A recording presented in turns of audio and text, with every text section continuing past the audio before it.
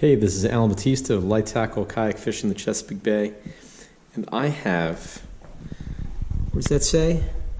A new Solix 10. It's to upgrade the Helix 10 that I've been running. Both of these are mega imaging. In fact, this unit has provided me with some incredible shots. Humminbird has been very nice, providing me with the brand new Solix 10 that's just rolled off the line, and I am looking forward to seeing how this operates. There's a few differences. The new Solix has a brand new operating system. It's much different than the Helix, which has been used as using the same operating system as the previous generations that I've used. I've been very familiar with this one. With this one, it's going to take a little bit getting used to, but I've been playing around with them for about 20-30 minutes, and it's been really intuitive. And the thing that I really notice is how quickly and easily I can get to all the different menus here. That's what I really like. The Helix, this is one of the big deals that I was like, the shortcut buttons. I could go to all my favorite screens very quickly. This guy's still loading up. We'll see how long it takes comparatively to load up.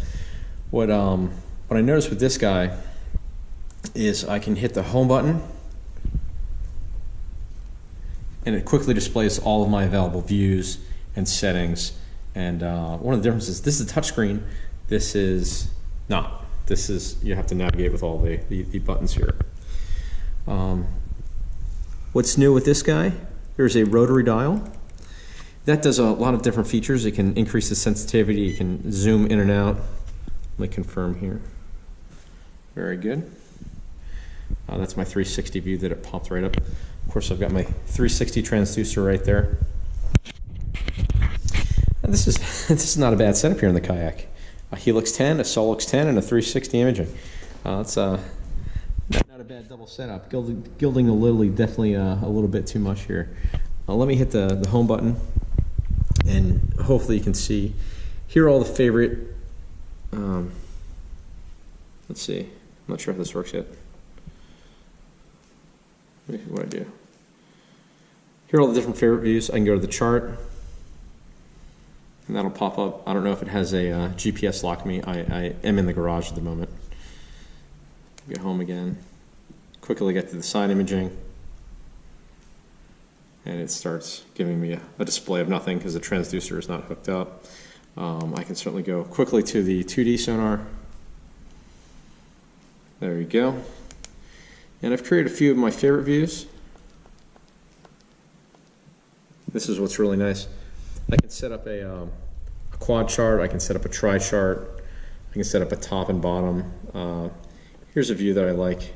And these are what I created. So up in the upper left is now it's got a lock on me. It's got my GPS lock. This would be sonar, this would be down imaging, and this would be side imaging, so I get it all. If I want to switch back to another view, here we go, and back to side imaging. And the neat thing, here's one of the cool things. You can quickly put up there. I can go, I just want to see the left side. Now I want to see both sides. I can quickly change from mega imaging to 800 to 455, very quickly and easily. And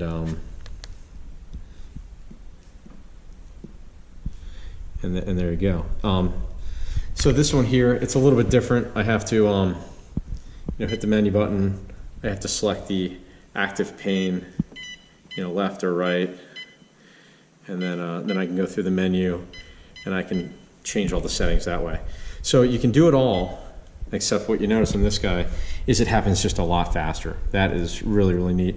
And of course, I can pick a spot. I can pinch in and zoom. I can zoom out. I can exit. I can do that all very quickly. I can quickly move the cursor, and it'll tell me down there how far away I am. If I had a GPS lock, it would, there we go. There's the feet. Gives me an idea of how far I'm moving. And again, this is all comes, I've only been playing with this a few minutes, but there's some things that really just jump out. You can check out the sonar. Now that I guess I got my chart, I can go check on this. And there's my home. I can zoom in and out very quickly. I can zoom over to the bay. Let's see where I am. Where's the bay? Just got a little further to go. There we go. And I can hit this button, I can zoom in, or I can roll the wheel, or I can just kind of pinch and move, and just look at all those nice contours I get. I can just drag the map around. That is really, really nice. That's just a huge upgrade. One of the other neat things, let me go back here. I can go into my images and just take a look at these images you get here. And I can just keep swiping. I can rotate. I guess I'm out of pictures that direction.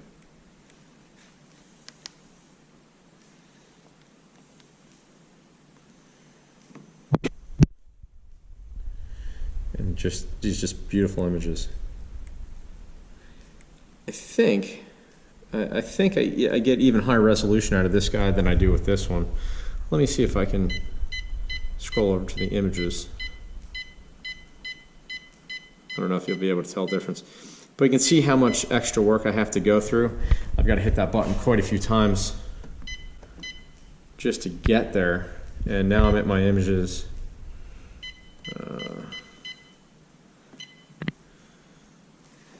I can find this one again. There it is. That is pretty neat. Maybe again side by side. In this view, I think you can tell there's just a little bit higher definition, and the brightness is cranked up on both of them all the way. But the Solix, it just really blows you away straight out of the box. I think the outside dimensions of the Solix, I can tell you that. I know it's true. I don't think is actually smaller than the Helix itself. The screen, the visible area, appears to be a little bit bigger, just by not by much. But the overall size does look a little bit smaller, so you kind of get more for your package size. Let's see, what else can I play with here? Oh, here's the 360 imaging.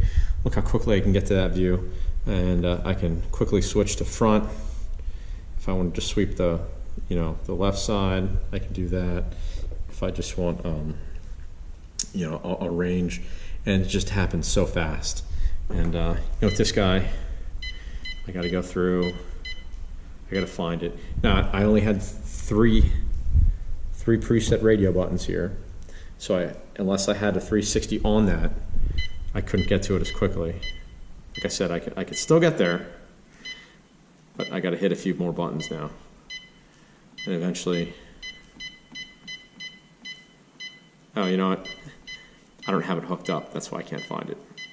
The 360 is attached to this unit.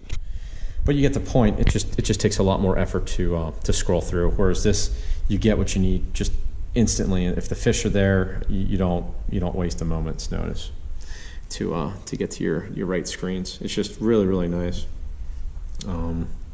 Again, a few different buttons. I think if I just swipe like that. There you go. I had to get out of that menu option. It takes you right back to the home screen. So you can do that. You can use the buttons. There's a lot of different ways you can do the same thing, which is really nice. I'm sure that if you're cold, your hands are wet, you don't really want to touch the screen all the time. But you can go through this, see the settings. It's just so quick and easy. It doesn't take much, and then once you're set up and running, I think there's just minor adjustments. Let's go to side imaging. A lot of people worry about the settings on these, so I can just hit that button, and right there, sensitivity, you can move it up or down, contrast, move it up or down, chart speed, and that is pretty much it. That's all you need to get these incredible images out of the box. And if I want to, I can move with the joystick, select the same things. I can press the joystick in, and that's like an enter button. This is sort of like an accept and an escape. But this is just a really nice interface. I'm super impressed with it so far. It's much different than the standard Humminbird interface that I've gotten to know and love over the years. So that so far is the interface. I'm going to show you something in the back of this that just is a huge upgrade.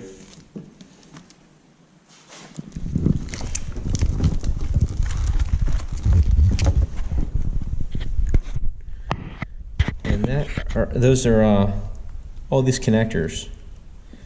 Now it's probably a little bit hard to see.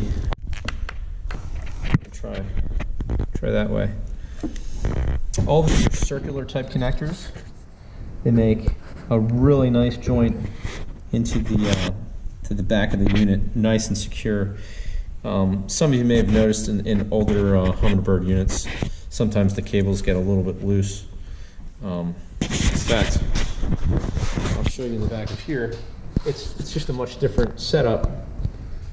These are just you know, it's just a plug. It slides in and out. It's not captured as well. As long as the fit is good, you don't have any problems. But you know, there could be you know, you hit a bump or a bounce, and you know, your power may turn off. That is not an issue right here, and certainly not an issue with a kayak that much. And we don't really hit too many bumps.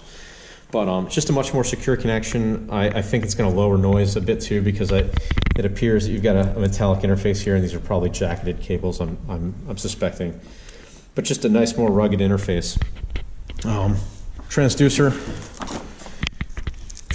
is not enormous. Nice size transducer for a kayak.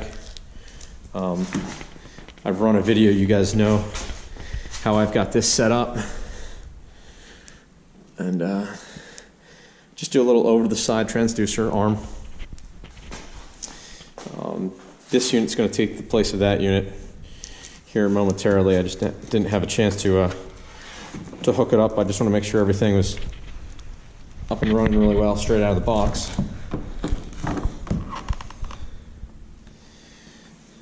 But very nice unit so far. Really impressed. You guys are going to see lots and lots of images and updates from this unit.